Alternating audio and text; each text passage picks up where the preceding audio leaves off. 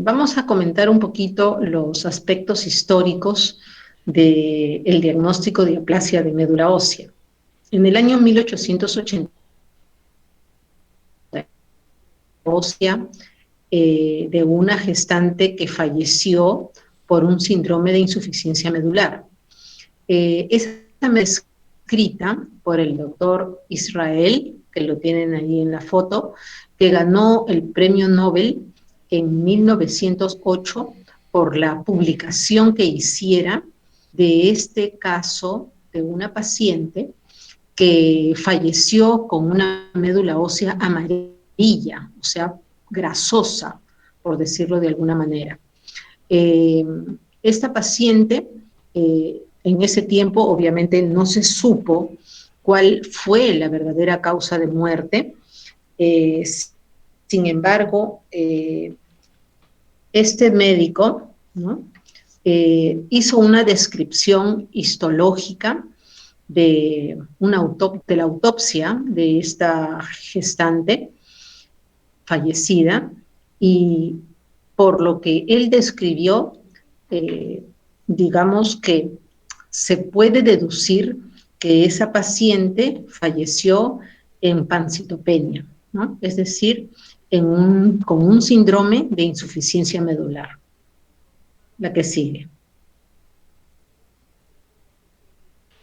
Esto es una mirada por microscopía a alta resolución, donde vemos nosotros una serie de arquitecturas que parecen burbujas, ¿no?, huecas, y una serie de células, digamos, con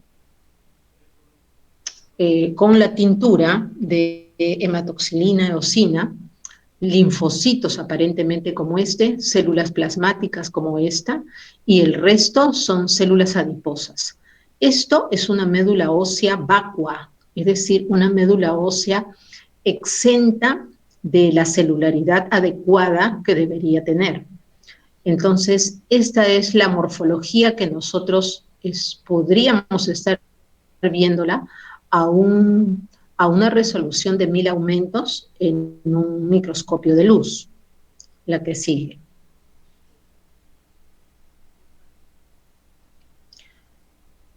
La anemia plástica, entonces, es una médula ósea vacía, que está el tejido reemplazado por tejido grasoso y no tenemos células hematopoyéticas, no tenemos glóbulos rojos, no tenemos plaquetas y no tenemos tampoco serie blanca, es decir, los granulocitos. El doctor Chaufar denominó a esta entidad como una anemia aplástica o aplásica en el año 1914. Una forma epidémica virtual se produjo en el año 1960, después de la introducción del cloranfenicol, que muchas personas tomaron en ese tiempo por seguramente una epidemia de alguna infección tífica o paratífica. Y estas personas tuvieron un síndrome parecido al que hemos visto en las diapositivas anteriores, una médula ósea vacía, constituida por células grasosas, donde había muy poca celularidad, linfocitos o células plasmáticas. Por esa morfología así visualizada en el microscopio, es que fue en el año 1914 que el doctor denominó a esta entidad como anemia aplásica o anemia aplástica. Una forma epidémica virtual se produjo en el año 1960, cuando se introdujo en la farmacopea el cloranfenicol como tratamiento de las enfermedades tíficas y paratíficas. Probablemente ustedes no recordarán el uso de este antibiótico, porque ahora ya los hay mejores y menos tóxicos, pero cuando nosotros estábamos en la facultad, el cloranfenicol definitivamente era uno de los antibióticos que se utilizaban para las diarreas y para las enfermedades tíficas o paratíficas. Fue entonces, en el año 1960, que se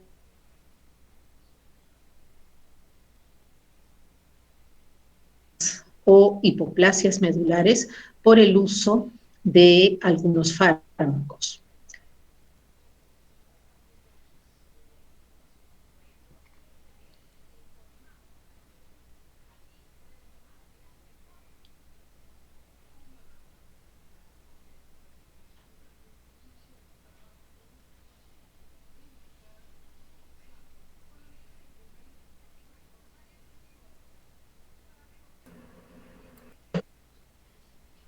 Doctora, disculpe, buenas noches. Hemos dejado de escucharla.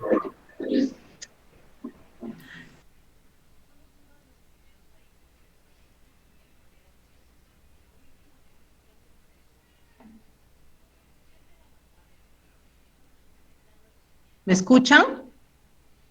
Recién, Ahora sí, doctora. Ahorita recién, doctora, pero Ahora se sí, fue por un rato. Sí, ya. ¿Y fue mi conexión o la de ustedes? creo que fue la de usted, No sé. doctora, porque todos nos dejamos de escucharla. Ah, ya, ok, ok. Bueno, esperemos que este inconveniente no se repita. Bueno, entonces estábamos en que eh, con el advenimiento de antibióticos como el cloranfenicol, que se diseñó.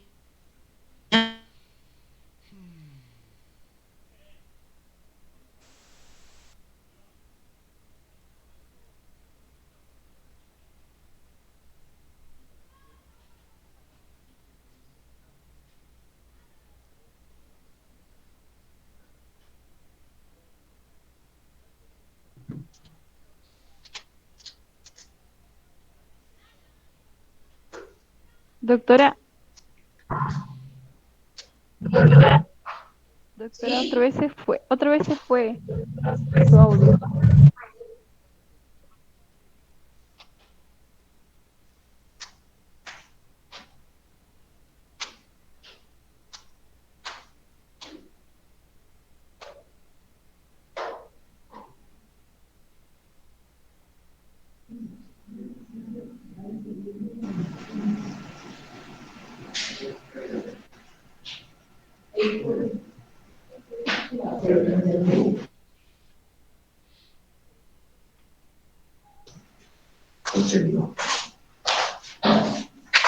Se ha ido una vez y él se ha vuelto a corregir y otra vez justo allá.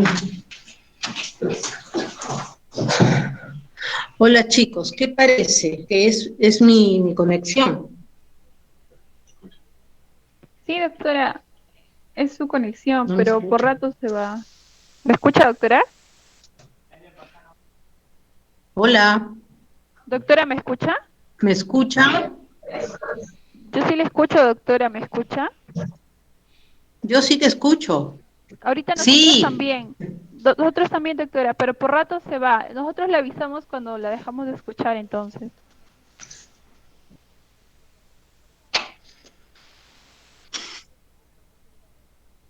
yo te escucho. ¿Tú me escuchas? Sí, doctora, sino que por ratos se le deja de escuchar un buen rato.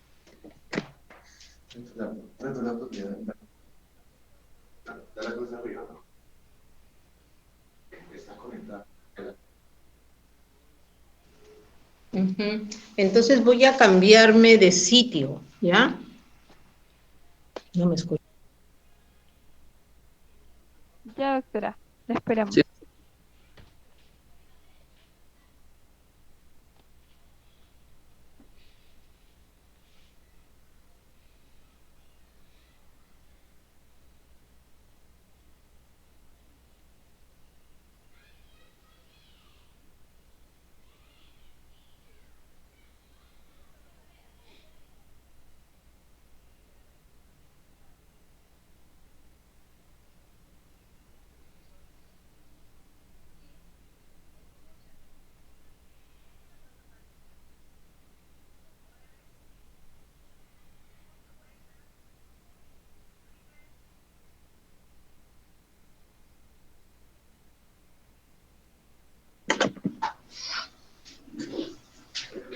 Ya, espero que no se vuelva a ir la señal, ¿sí?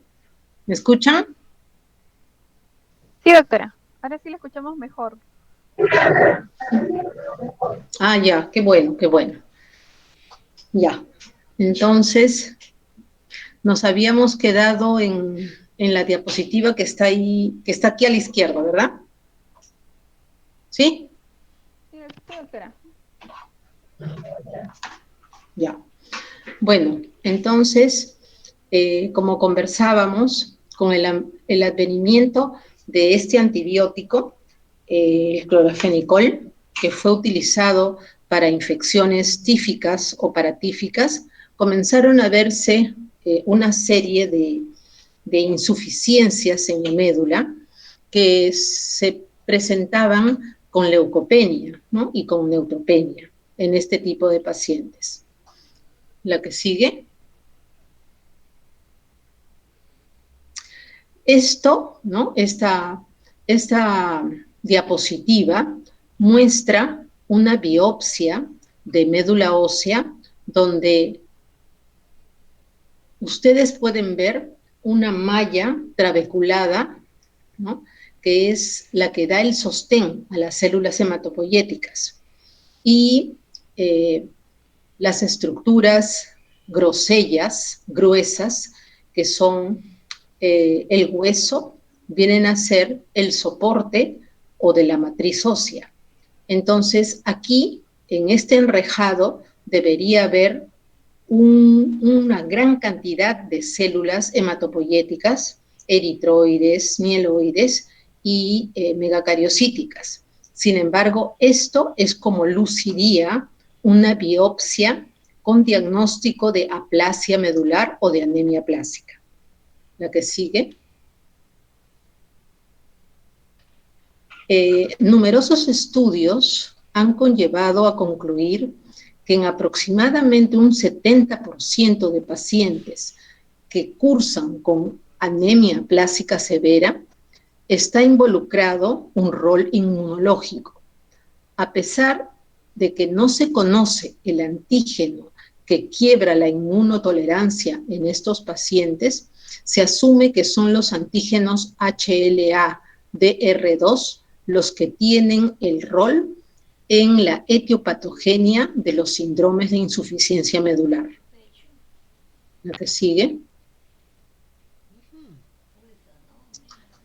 Vamos a comparar un poco lo que viene a ser la anemia plástica versus los síndromes de insuficiencia medular, ¿no?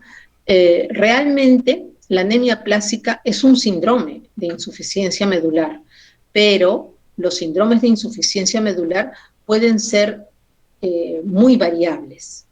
Vamos a tratar de hacer alguna diferenciación y alguna disquisición clínica para la clase. La que sigue. Entonces, los síndromes de insuficiencia medular engloban a un grupo de entidades en las que el factor común se expresa con pancitopenia o bicitopenia en sangre periférica y una médula pobre, es decir, hipoplásica o hipoplasia de médula ósea.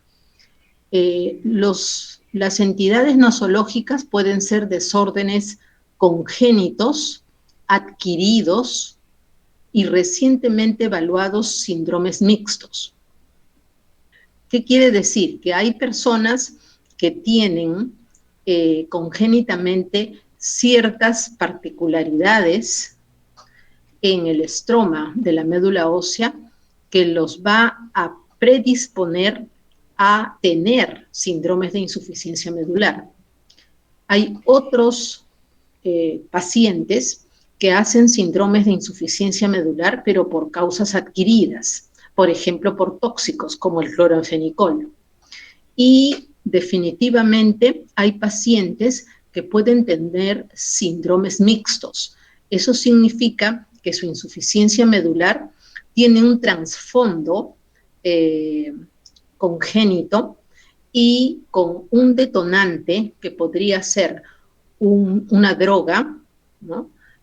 O un fármaco, desarrollan los sistemas de desórdenes mixtos de insuficiencia medular. Esto implica que algunas de las anemias aplásicas consideradas como idiopáticas pueden tener mutaciones genéticas que podrían predisponer al desarrollo de estas entidades, a síndromes de aplasia o hipoplasia medular. Por ende, la terapia debe estar orientada de acuerdo a lo que probablemente sea la etiopatogenia en cada paciente. Lamentablemente, las posibilidades de evaluación molecular no están abiertas para todos los pacientes, ni tampoco para todas las instituciones que manejan pacientes hematológicos. La que sigue. Definitivamente, para poder hacer un buen diagnóstico de un síndrome de insuficiencia medular, tenemos que hacer un buen procedimiento.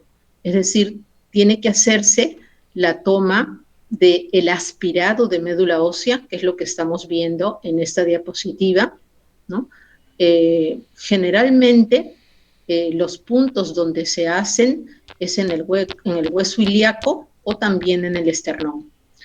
Casi siempre entramos en el hueso ilíaco cuando vamos a hacer aspirado y biopsia, ¿no? Cuando solamente necesitamos aspirado, hacemos en el esternón. Obviamente, en pacientes pediátricos y jóvenes, sea la causa cualesquiera que nos obliga a hacer un aspirado medular, lo hacemos en cadera, ¿no? ¿Por qué? Porque los niños no colaboran, se asustan, y muchos de los jóvenes también.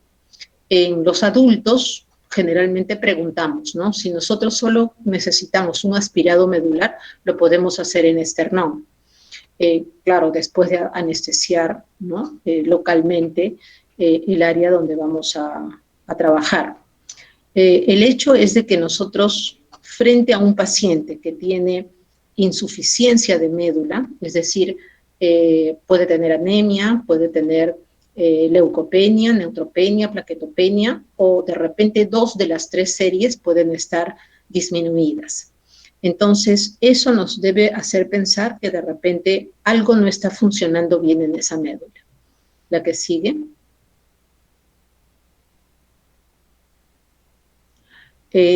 Los síndromes de insuficiencia medular, entonces, se caracterizan por lo siguiente: pancitopenia en sangre periférica, que viene a ser la principal y primera alarma que nos va a nosotros a hacer pensar que este paciente no está teniendo una médula ósea que fabrica adecuadamente los elementos medulares. Igualmente, para nosotros decir que el paciente es portador de una aplasia medular severa, hay criterios, ¿no? La aplasia medular viene a ser la disminución de los elementos de las 3 series. Y para catalogarla como severa, tenemos que tener menos de 500 neutrófilos por mililitro en sangre periférica, menos de 20.000 plaquetas en sangre periférica por microlitro, una celularidad medular menos del 30% y reticulocitos corregidos menos del 1% en sangre periférica. La que sigue. Esto es una vista de cómo se vería una hipoplasia medular severa en un paciente donde vemos muchas células adiposas. Todos esos globos blancos que ustedes ven en la diapositiva están representando el tejido adiposo. Las células pequeñas, picnóticas, violáceas o también de color grosella, vienen a ser algunos los glóbulos blancos, los linfocitos, y otros los eritrocitos, ¿no? Y en la parte central, ¿no? vemos una fibrosis, que es como una especie de una rama, ¿no?, de color azulada, que viene a ser la trama trabecular de la médula ósea, que está muy fibrilar y que lo que más predomina es el tejido adiposo y estas fibras que la celularidad medular. La que sigue. Esto es a mayor aumento para que vean cómo se pinta el tejido adiposo, ¿no? ¿Por qué? Porque está pigmentado con hematoxilina eosina. La que sigue.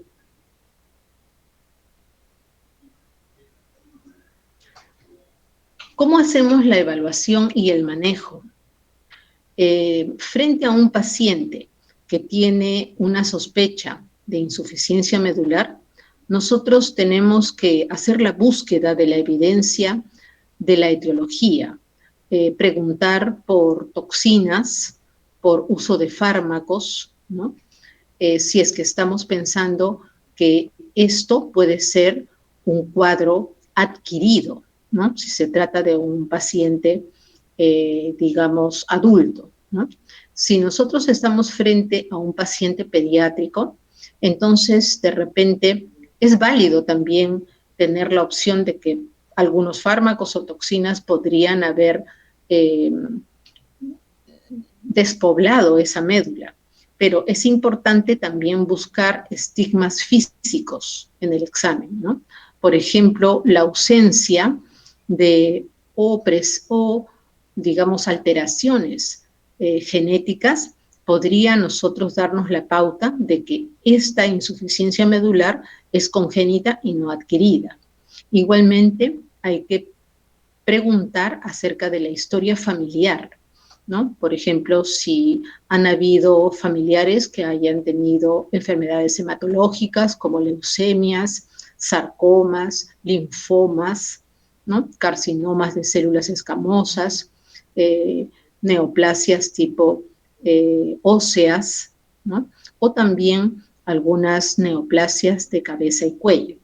De todas maneras, este tipo de pacientes van a tener que ser sometidos al aspirado de médula ósea, a la biopsia ósea y a los estudios de cariotipo y de fenotipo. La que sigue.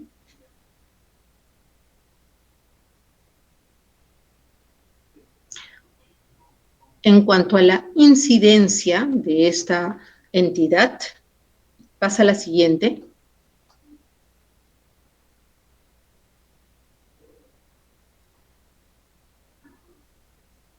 La anemia plásica severa afecta principalmente a niños y adultos entre los 15 y los 25 años de edad.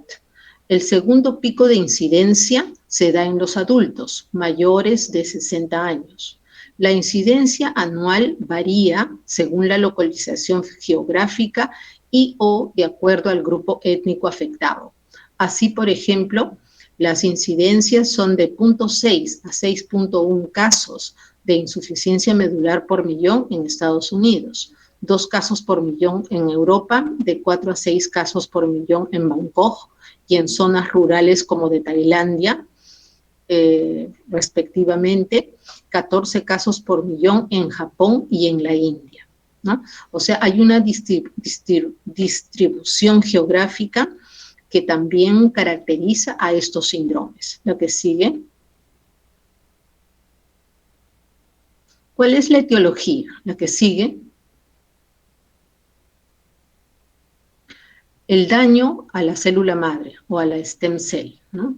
Se supone que los fármacos o de repente algún factor ambiental puede alterar la célula madre y por consiguiente provocar una mala reproducción de células y una pobre diferenciación celular. La que sigue.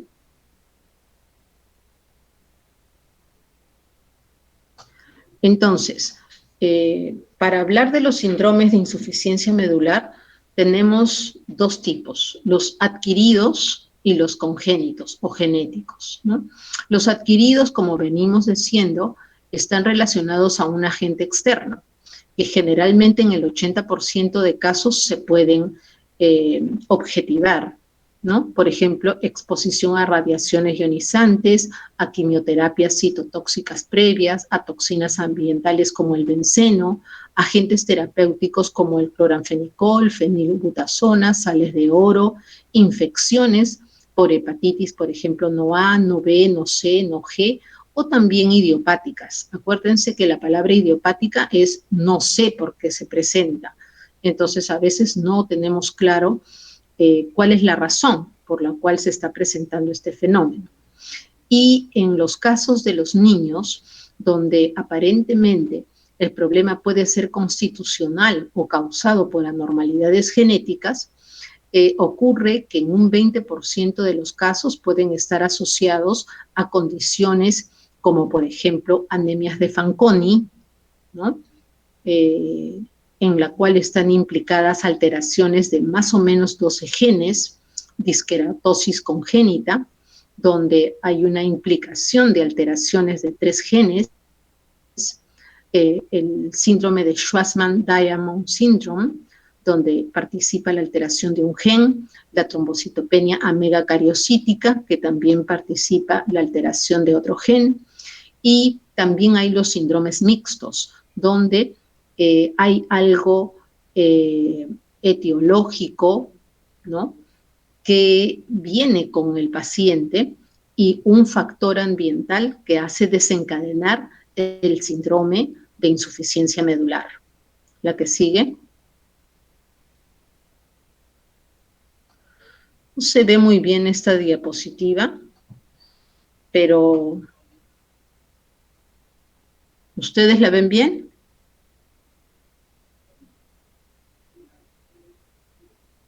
No, ¿me escuchan?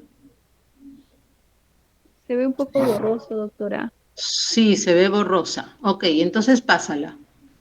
Gracias. Las anemias aplásicas constitucionales. Dale un clic. Es una enfermedad autosómica recesiva. Se le conoce con el nombre de la anemia de Fanconi, ¿no? ¿Por qué? Porque fue este médico el que hizo la descripción de esta entidad nosológica. Es una enfermedad autosómica donde participan por lo menos entre 11 y 12 genes que ya han sido clonados en el laboratorio. Estos genes intervienen normalmente en la reparación del daño del ADN y en las vías del interferón. La que sigue. La anemia de Fanconi es la más común de las anemias aplásicas constitucionales. En el 75% de pacientes se presentan anormalidades físicas, como por ejemplo agenesia del pulgar, agenesia del radio o del cúbito, alteraciones cardiovasculares. Generalmente no son presentadas en el nacimiento, sino que se van presentando durante los primeros meses de la vida. El debut de las anemias aplásicas constitucionales, como se le conoce a la anemia de Fanconi, se presentan en los primeros 7 años a 8 años de vida. La que sigue. En la anemia de Fanconi se presentan los quiebres cromosómicos en los linfocitos de sangre periférica que se estimulan con una sustancia que se llama el diepoxibutano o mitomicina. Sin embargo, el 10% de estos pacientes pueden presentar mosaicismos y no quiebres cromosómicos, por lo cual hay que recurrir a técnicas de biología molecular para la evaluación de la célula stem cell o célula madre que aparentemente puede morfológicamente parecer normal, pero tiene alteraciones moleculares que van a conferir alteraciones en el crecimiento de este tejido hematopoyético. Si se sospecha fuertemente de una anemia de Fanconi, se procede a utilizar la prueba del DEP, que es la prueba del diepoxibutano, que es positiva cuando los quiebres cromosómicos en los fibroblastos se presentan en este tipo de síndromes de insuficiencia medular. Hay síndromes de insuficiencia medular que son Fanconi negativos, o sea que no tienen estos quiebres. La que sigue. Esto es un algoritmo, ¿no?, que se hace en el laboratorio para ir descartando otras posibilidades en los síndromes de insuficiencia medular. La que sigue. En la anemia de Fanconi, aproximadamente el 50% de los pacientes responden inicialmente al uso de los andrógenos parenterales. Principalmente mejora la hemoglobina y puede ser una respuesta breve o sostenida en años.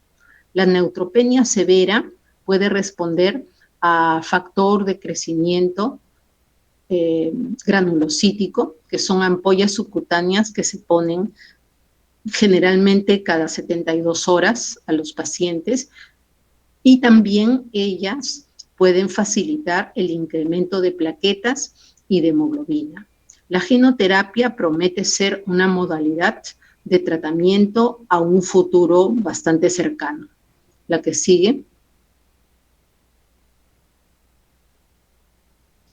El tratamiento en la anemia de Fanconi por lo general no responde a un tratamiento inmunosupresor y se puede perder un tiempo valioso.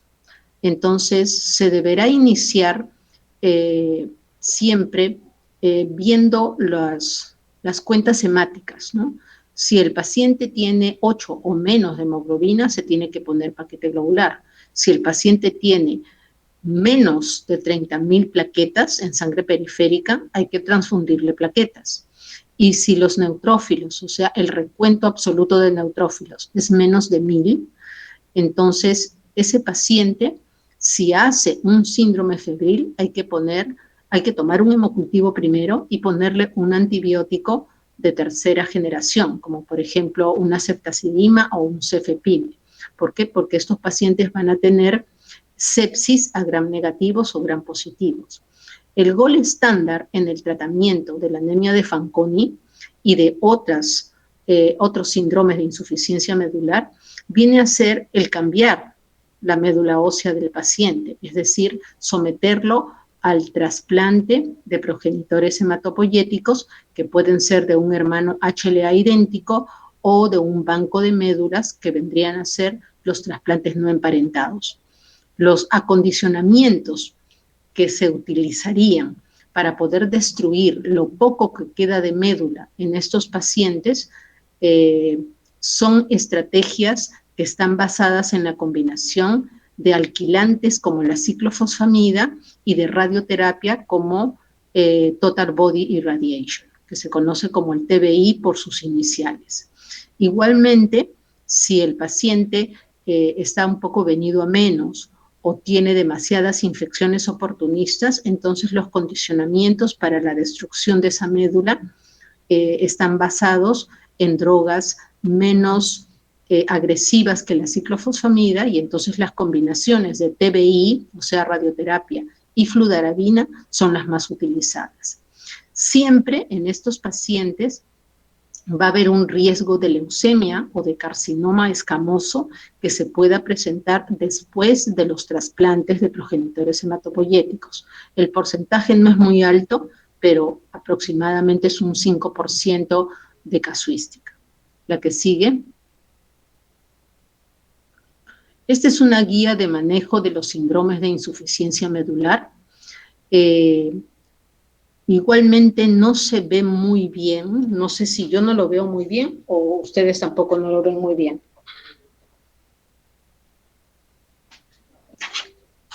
Este sí se ve, doctora. Ah, ya.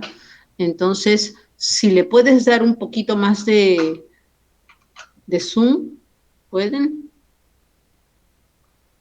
A ver, allí vemos, por ejemplo, Los síndromes que están a la izquierda son los síndromes de insuficiencia medular, que viene a ser a la cabeza la anemia de Fanconi, luego tenemos la disqueratosis congénita, la anemia de Black-Van-Diamond, ¿no? El síndrome de Schwarzman-Diamond, la neutropenia severa congénita, la trombocitopenia con ausencia de radio y la amegacariocítica trombocitopenia, ¿no?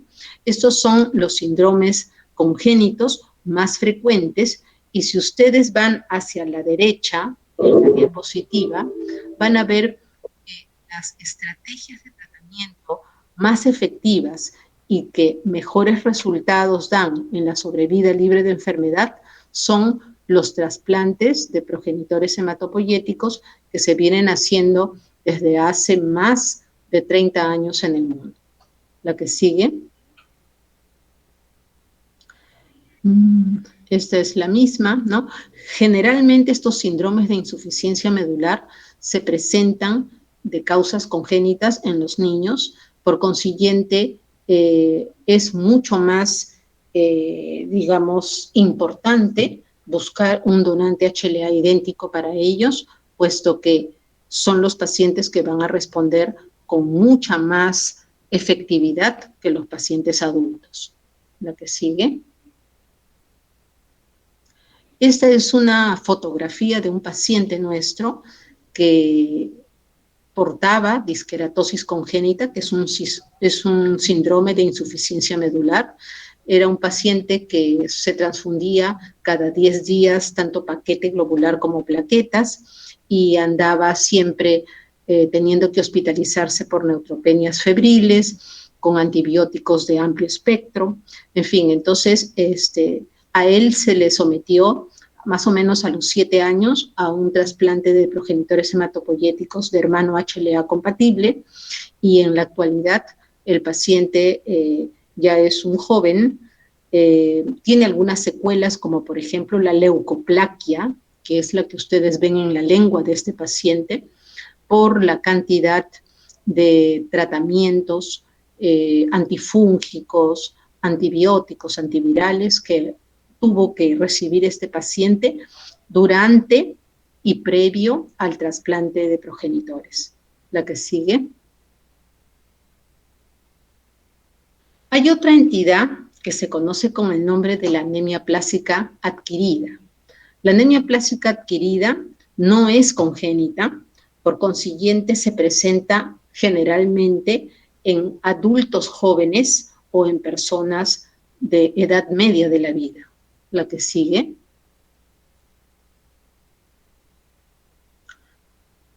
En los niños solo se considera adquirida luego de haber descartado la etiología congénita, como es lógico pensar.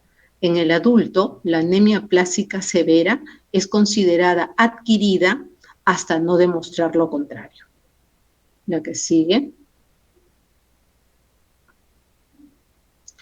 ¿Cuáles son los criterios para diagnosticar o etiquetar a un paciente, sea adulto o sea pediátrico, de anemia plásica severa? Lo primero es una celularidad medular menos del 30% de las células hematopoyéticas que normalmente debe tener, y al menos 2 de los siguientes criterios. Recuento absoluto de neutrófilos en sangre periférica menos de 500 por microlitro. Recuento de plaquetas en sangre periférica menos de 20.000. El rango de hemoglobina no se considera como un criterio estricto porque en realidad es fácil de corregir, ¿no? Con una transfusión de paquete globular, lo cual no pasa con los neutrófilos y las plaquetas. La que sigue.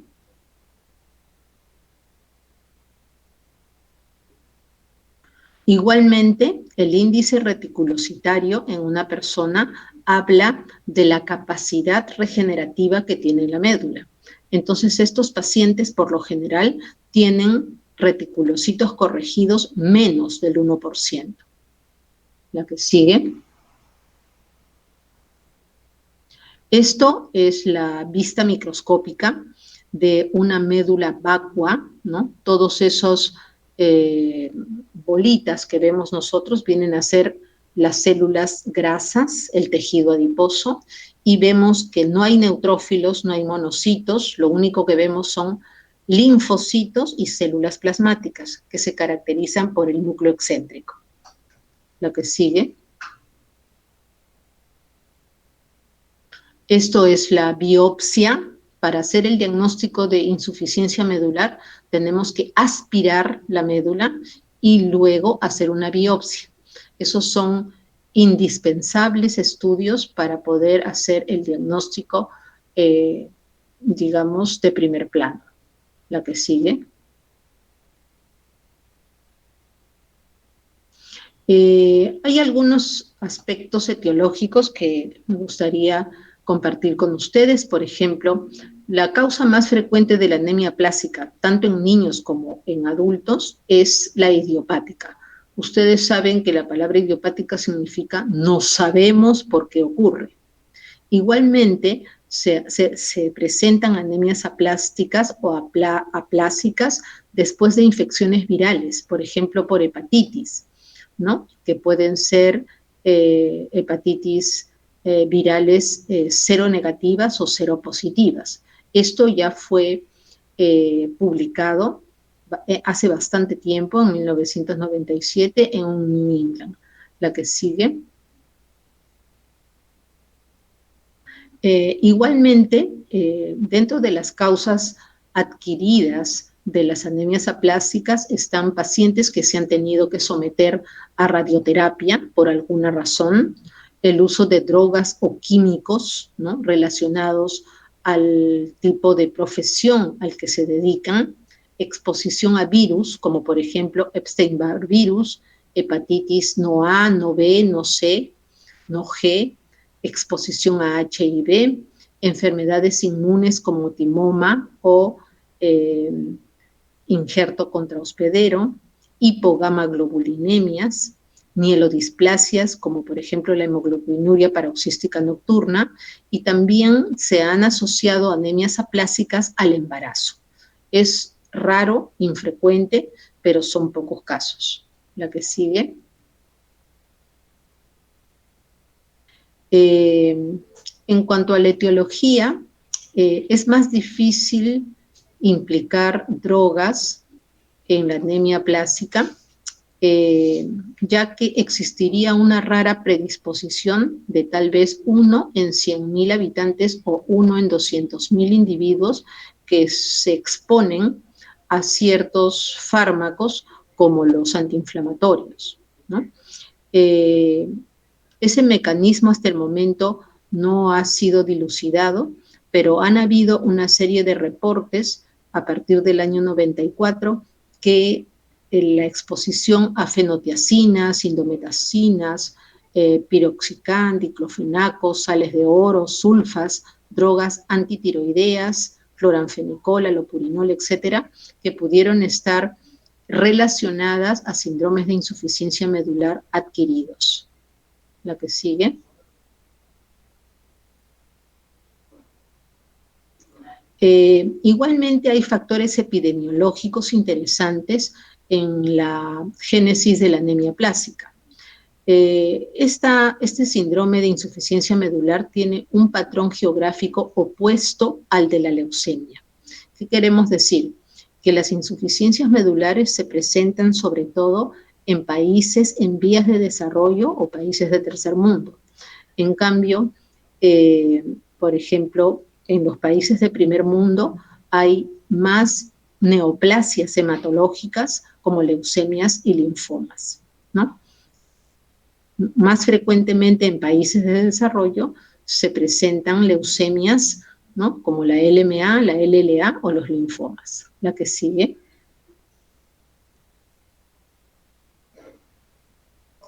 Estudios formales en Tailandia y en China han determinado una incidencia de 3 veces más síndromes de insuficiencia medular en esos países. No sabemos si es que esto tiene que ver con el punto de vista racial o, digamos, la contaminación ambiental o virus, etcétera. La que sigue.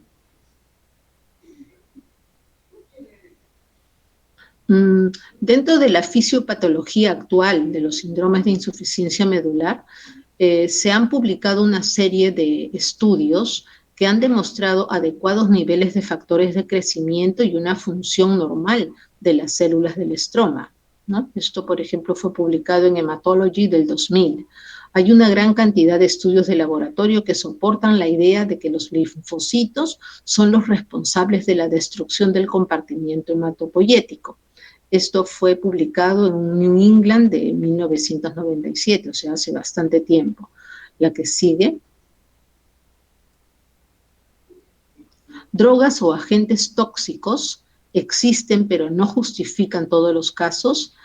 Sería necesario la determinación o la identificación de un metabolito capaz de producir un daño irreversible a concentraciones muy bajas para poder hacer la correlación causa-efecto.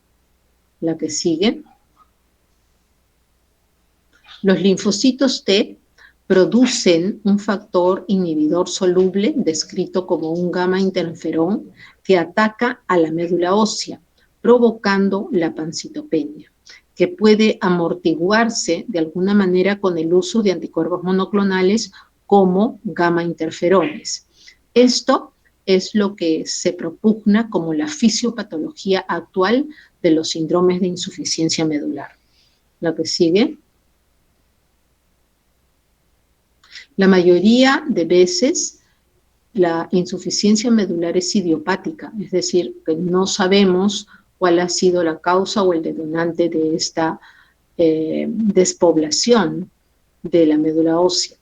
Y las medidas inmunológicas que deben de tomarse como una activación de linfocitos T citotóxicos y producción de gamma interferones y de factores de necrosis tumoral alfa, vienen a ser los vehículos que provocan este daño a la célula stem cell. La que sigue. Típicamente la anemia plásica adquirida es una enfermedad del adulto joven y mayor. El enfoque inicial diagnóstico es descartar una mielodisplasia, que es un síndrome de insuficiencia medular, pero con tendencias a malignización, ¿no? Lo que no ocurre en la anemia plásica. La anemia plásica es una insuficiencia de células hematopoyéticas sin ninguna clonalidad, sin ningún vestigio de neoplasia. En cambio, la mielodisplasia es una médula hipocelular, pero con elementos que no son normales, es decir, que tienen una cierta clonalidad y que tienen una tendencia a la malignidad.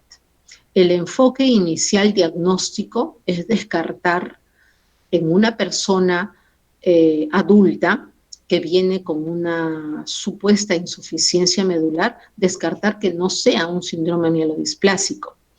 Y al revés, si se trata de un paciente pediátrico o un joven, lo que viene con una pancitopenia y con una médula hipocelular, lo más probable es que se trate de un síndrome de hipoplasia o aplasia medular y no de un síndrome mielodisplásico, como en los adultos. La que sigue. En las consideraciones diagnósticas tenemos que mencionar que la elevación de las transaminasas orientan, por ejemplo, a una hepatitis que puede estar relacionada a una infección viral, como el detonante para este tipo de pacientes.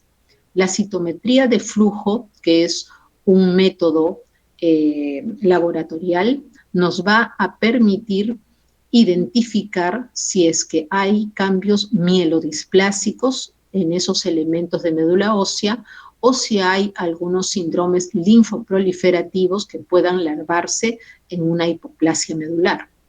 La presencia del antígeno HLA-DR15 asociado a las anemias aplásicas o a las hemoglobinurias paroxística nocturna es un factor de buen pronóstico cuando estos pacientes son sometidos a los tratamientos inmunosupresores como parte de las estrategias de manejo de los síndromes de aplasia medular en pacientes jóvenes.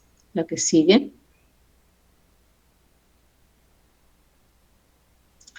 Igualmente, dentro de las consideraciones de respuesta al diagnóstico está, por ejemplo, la identificación de un radio invertido de los linfocitos TH1 sobre TH2 que correlacionan con una mejor respuesta a los tratamientos inmunosupresores de estos síndromes de insuficiencia medular, sobre todo en pacientes jóvenes y en adultos.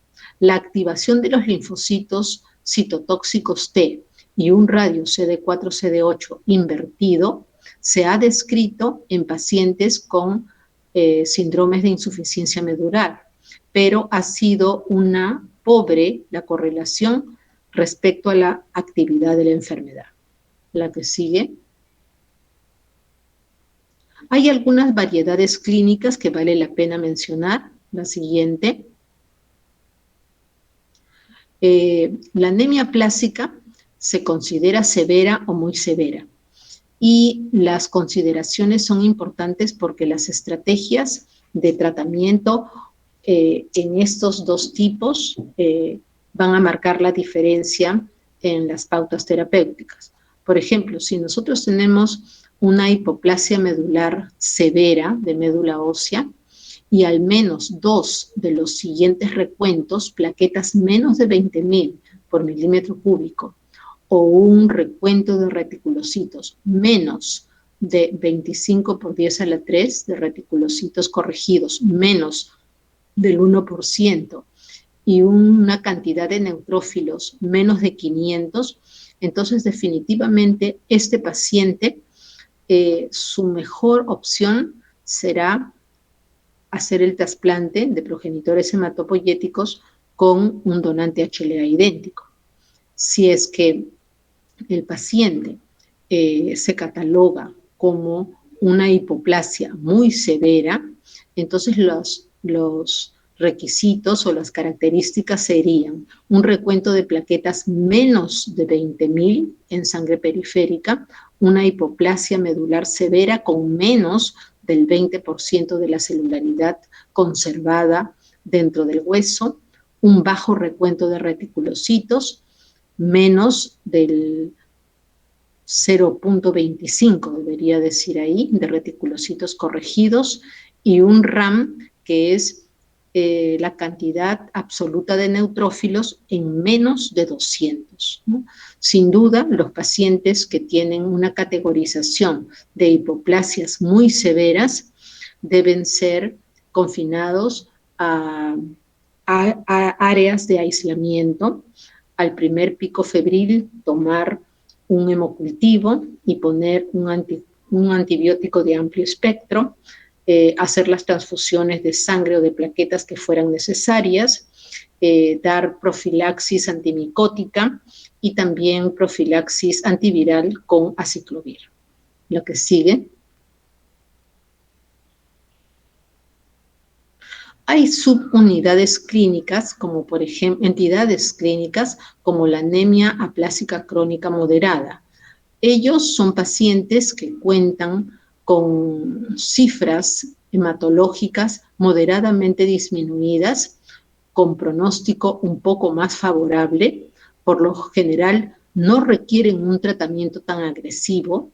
La observación cada 3 meses nos va a demostrar qué tan estable puede estar esa médula ósea y con el tiempo ver la evolución hacia una anemia aplásica severa, ¿no? Y entonces tendríamos que cambiar de estrategia, ¿no? Porque ya estamos viendo que este paciente está virando de una hipoplasia a una aplasia severa. Entonces tenemos que ir pensando que el paciente pudiera ser tributario de un trasplante. Se desconoce si es otra entidad o es solo una fase evolutiva, ¿no?, del cambio de una anemia aplásica crónica moderada que comienza a hacerse mucho más, digamos, agresiva, con cuentas hematológicas en caída y con necesidades transfusionales muy altas. La decisión de tratar va a depender del compromiso severo de una de las series, que sea de plaquetas o que sea de leucocitos o de la hemoglobina. La respuesta al tratamiento inmunosupresor es menor en estos casos que en una anemia plástica severa, puesto que la muy severa no tiene muy buena respuesta a los fármacos y su mejor opción va a ser el trasplante de la médula. La que sigue. Hay también anemias aplásicas asociadas a infecciones virales tipo hepatitis. Es una entidad poco frecuente, se sospecha la presencia viral, pero esta no ha sido identificada como tal en todos los casos. Se asocia a ictericia, hipertransaminasemia y puede presentarse también una insuficiencia hepática aguda. Pasada la toxicidad hepática, las transaminasas disminuyen, pasando a una fase de latencia.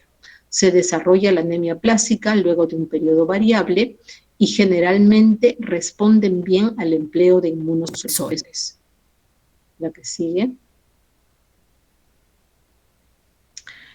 También hay asociación de anemia plástica y gestación.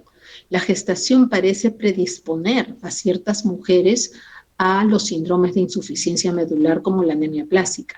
Se desconoce el mecanismo de inicio, pero el término de la gestación coincide con la recuperación hematológica. Puede volver a presentarse en otras gestaciones. El tratamiento está relacionado al término de la gestación, ¿no? O sea, definitivamente no podemos dar ninguno de estos tratamientos inmunosupresores o trasplante, mucho menos si tenemos un bebé viable, ¿no?, en el claustro materno. La que sigue. El tratamiento. Hemos venido hablando, la que sigue, un poco de la entidad nosológica y también de las estrategias terapéuticas.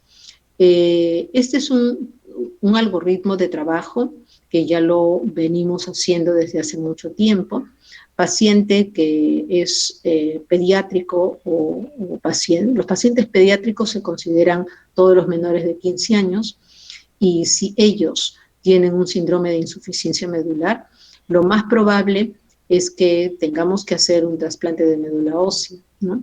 Entonces, vamos preparando al muchacho, primero se le hacen todas las evaluaciones que hemos venido conversando desde el inicio de la clase, y lo más importante es saber si cuenta con un donante HLA idéntico o no, ¿no? Sí, porque esa va a ser su mejor opción de tratamiento. Igualmente para los pacientes adolescentes y jóvenes. La que sigue. En los pacientes adultos, generalmente, si es un adulto joven en buen estado general, entonces también los consideramos como pacientes candidatos a buscar un trasplante de progenitores hematopoyéticos. La que sigue. La mortalidad en el procedimiento puede ser de 15 a 30%. El desarrollo de enfermedades tipo injerto contra huésped agudo o crónico puede ensombrecer los resultados en estos pacientes.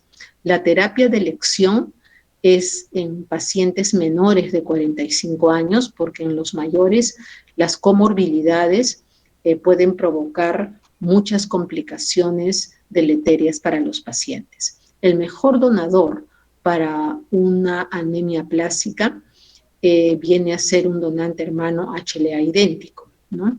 Puesto que no va a haber rechazo y porque sobre todo la disparidad entre ellos va a ser mínima.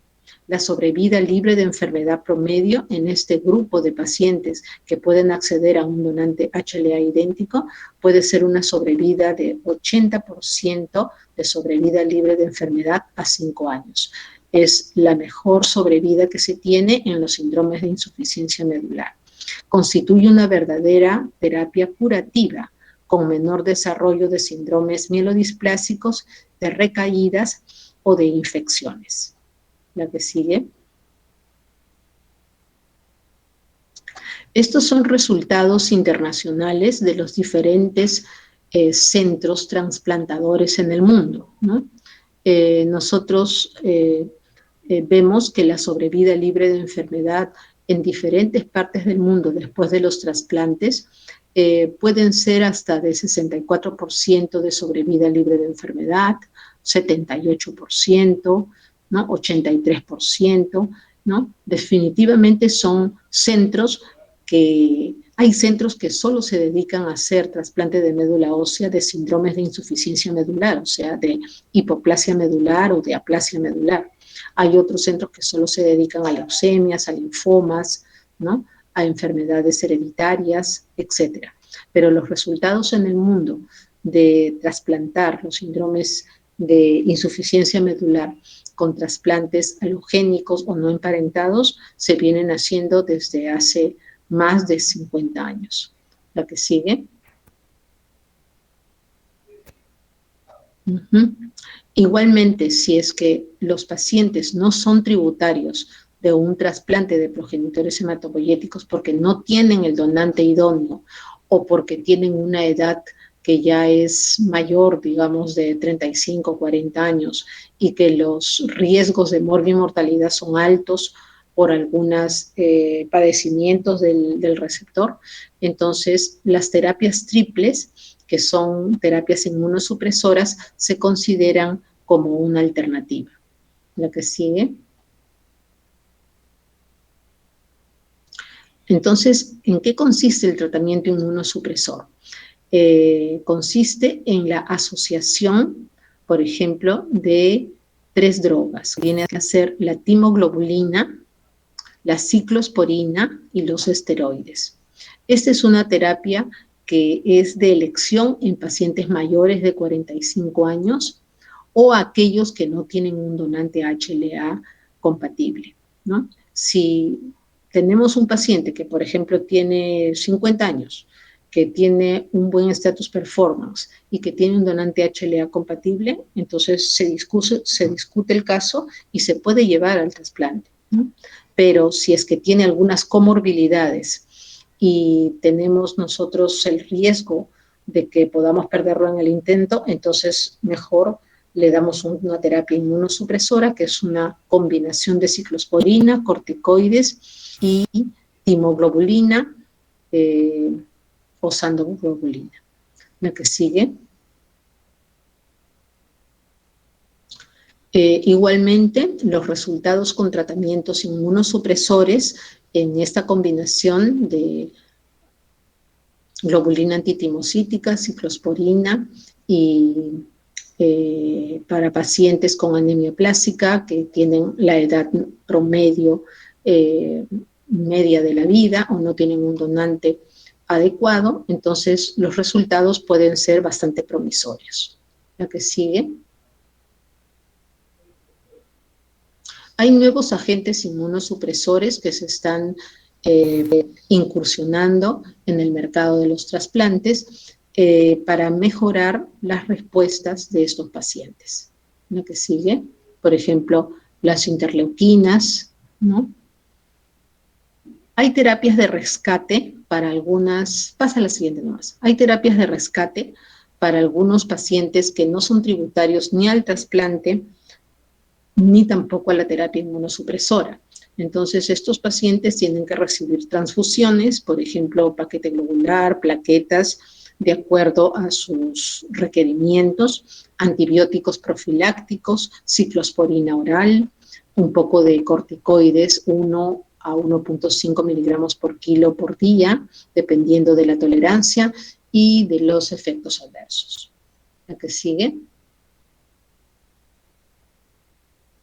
En los pacientes que no son tributarios de las estrategias anteriores, entonces tenemos que utilizar algunos esteroides anabólicos como la oximetalona o el danazol. Su empleo es anterior, o sea, se utilizaban desde antes del advenimiento de la terapia triple o de los trasplantes. Pueden ser empleadas como terapias de rescate en pacientes refractarios a terapias inmunosupresoras o pacientes que por las comorbilidades que portan no pueden ser sometidos ni a trasplante ni a terapias intensas de inmunosupresión. Lo que sigue. Bueno, gracias y si tienen algunas preguntas, encantada de resolverlas.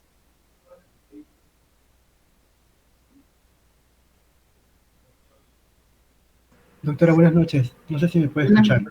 Sí, sí te escucho. Sí, doctora, una consulta. Había leído de que el aspirado medular generalmente no se recomendaba en estos pacientes porque salía un resultado seco, se describe así. No sé qué tan cierto es o cómo podría abordar ese dato. Mira, es cierto lo que tú dices, o sea, cuando el diagnóstico del paciente es una insuficiencia medular, lo que pasa es que es difícil de aspirar. Entonces, el aspirado sale seco, ¿no? De ahí es donde viene ese terminajo que nosotros utilizamos. Pero, de todas maneras, tenemos que hacer el intento de tratar de sacar, aunque sea un par de espículas que vienen a ser astillas óseas, donde van a estar posadas los elementos hematopoyéticos.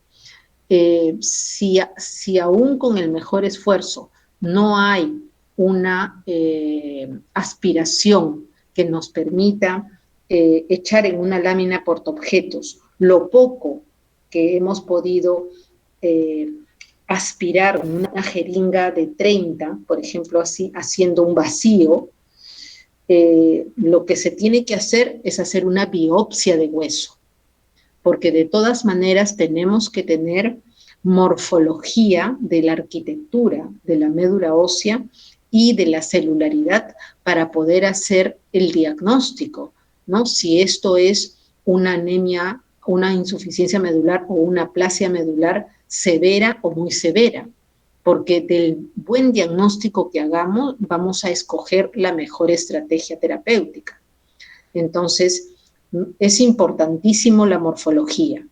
De todas maneras, tenemos, ahora, si es que no aspiramos nada, entonces, a pesar de haberlo intentado, entonces simplemente tenemos que hacer la biopsia de hueso.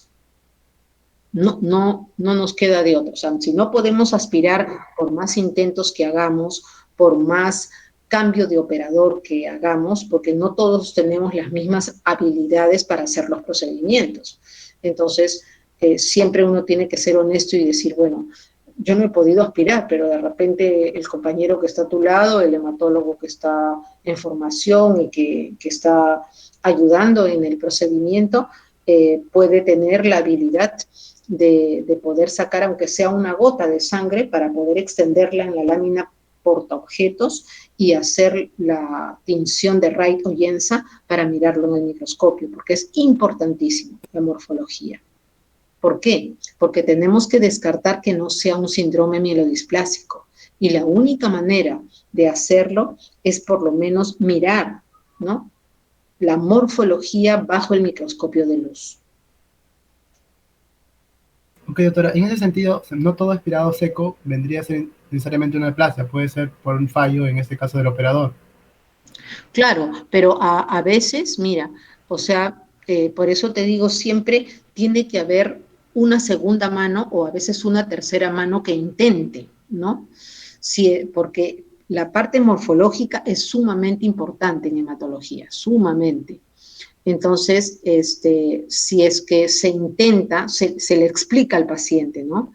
Obviamente, para un paciente pediátrico, nosotros tenemos que dormir al paciente en sala de operaciones para hacer el aspirado y la biopsia, porque no hay forma que el paciente colabore.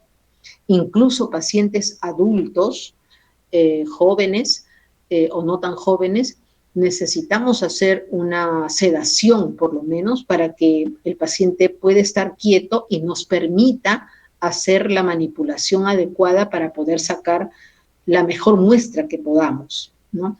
Pero aún así puede haber un aspirado seco. Y si eso hay, o una punción seca, entonces no tenemos otra cosa que hacer el estudio de citometría de flujo, ¿no? De cariotipo, y ver qué cosa nos dicen estos medios diagnósticos, porque, por ejemplo, la citometría de flujo nos va a dar los marcadores de los clústeres de diferenciación de las células hematopoyéticas, y por ahí nosotros vamos a poder, digamos, emitir un veredicto de esa médula que no pudimos aspirar. Doctora, muchas gracias. Gracias. ¿Alguna otra pregunta?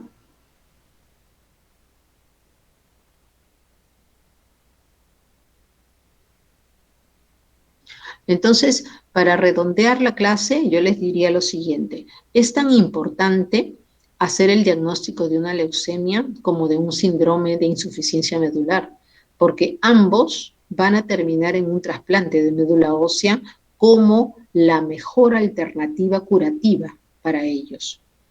Entonces, tenemos que hacer un buen diagnóstico, ¿no? Tenemos que hacer un buen procedimiento y tenemos que discutir el caso entre varios para tomar las mejores decisiones para el paciente y decidir cuál va a ser la mejor estrategia para ese pacientito.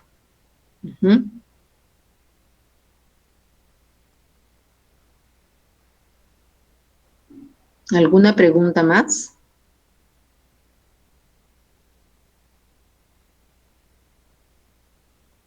Creo que no hay ninguna más, doctora. Ya, ok, gracias. Entonces, la siguiente clase, ¿cuándo la hacemos? Ah, no, tenemos un cronograma, ¿no? El lunes, Sí, doctora. creo, ¿no? Ya, Sí, ok. doctora. Ya, Marjorie, muchas gracias. Buenas noches con todos. Buenas noches, doctora. Gracias.